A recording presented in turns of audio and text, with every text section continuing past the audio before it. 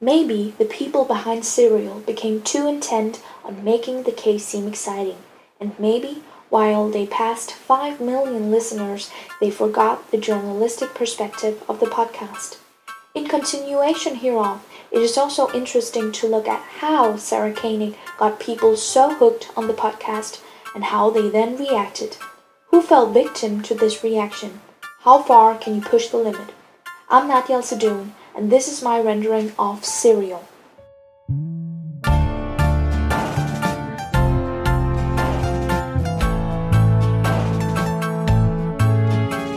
So, for this podcast, I have picked journalism or entertainment as my subject, and I will start by estimating whether Serial is journalism or entertainment. So, I'll start with journalism. And according to the Folk School of Medium and Journalism in Denmark, the narrative methods can be divided into 4 categories. The one that fits the podcast is the interactive method, which always has a subjective first-person narrator. He or she comments on the case and its associated materials such as interviews, reports, and so on. The narrator is also making his or her work process clear and can also, as we experience in the podcast, navigate the listeners through the story.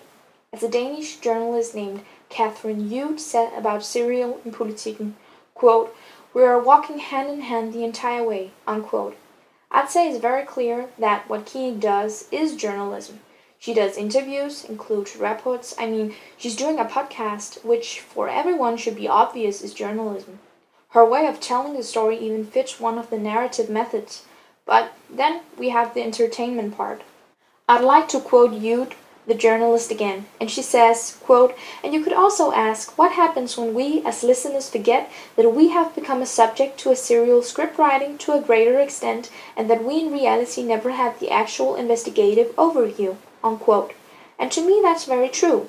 I believe that Koenig superficially is doing journalism, but beneath the surface the information we get, and therefore the amount of journalism, depends on what we as listeners want to hear. In that sense, it seems to me as if the genre is entertainment more than journalism. When you think it over, the podcast was also made for people to hear it. Koenig could easily have kept the investigation to herself, and that's decisive in this case. I will now be looking into narrative techniques. And for that I'd say that because Koenig is a first-person narrator and refers to the listeners and herself as a united we, you automatically agree with her. Just like with a first-person narrator in a book or a movie, that's basically just because you see things from one certain angle, one side of the story, and when you're only being shown that one side, it becomes your reality, your truth.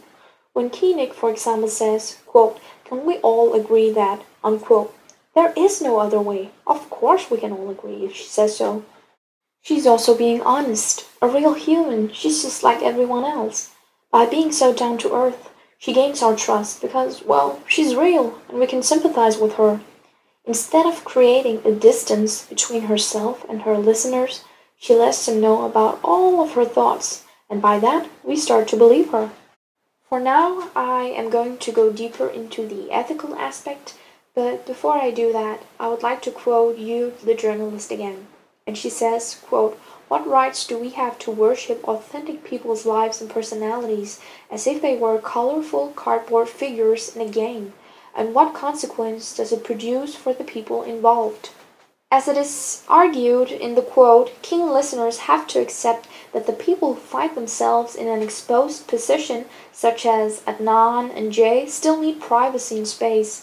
Listeners also have to accept the fact that these people aren't just entertainment. They are real people, and some of them didn't even ask for this to happen. A guy who claims to be Hayes' brother gave all the keen podcast listeners his opinion on the case. Quote, "To me, this is the real world. To you listeners, this is just another murder mystery, a thriller drama, another episode of CSI," unquote. Around the same time, Adnan's older sister, Chaudhry, said something similar to the Washington Post. Quote, "I just want people to be respectful of the fact that it's not like the latest episode of True Detective," unquote. As I might have made clear from above mention, it is often the family that journalists and avid listeners pick on, which really isn't fair. It's not their fault that their lives took such drastic twists, and many of them didn't ask for this. So, I mean, in that sense, it's not really very ethically correct. Additionally, listeners tend to begin their own investigations of conspiracy theories and conjectures. To me, it's individual if a person thinks it's alright to do such, but I myself am not a very big fan of it. To me, it seems kind of obsessive to do so. Well, I do understand it to a lesser extent, but when it becomes the only thing you're writing about and searching for on the internet, it's too much. Furthermore, it seems as such things aren't anyone who isn't involved's business. It's between the people in the podcast, and it's not anything anyone who's not really into the case will ever find out.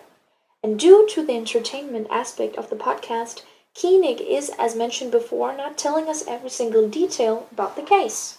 However, a lot of people are up to the task. The journalist John Bronson was, for instance, doing an interview with Adnan's closest family for The Guardian, in which he started to interpret the answers he got. He construed and over-interpreted the answers in a way that created new, untold, and self-made details, exactly as a lot of people have done. To me, that's definitely not okay, especially not in a well-known newspaper as The Guardian, but it shows the extent of conspiracy theories people make up about this murder. To conclude, I would say that because Serial treats this case as entertainment, the listeners are going to as well. And I guess that's what happened. Thank you for listening.